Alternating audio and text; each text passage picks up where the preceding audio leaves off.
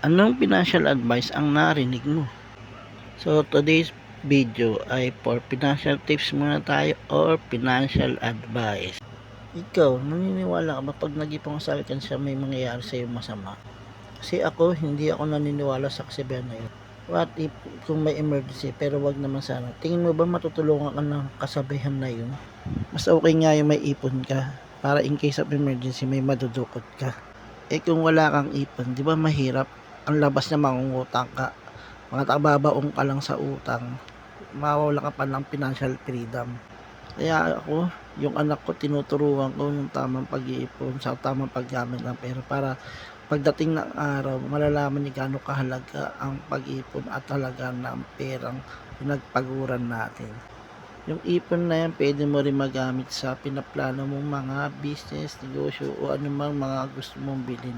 Kaya matuto tayo mag-ipon at dito nagkakaroon tayo ng disiplina sa ating sarili. At ayun lang guys, tama bang mag-ipon or hindi? Bye-bye!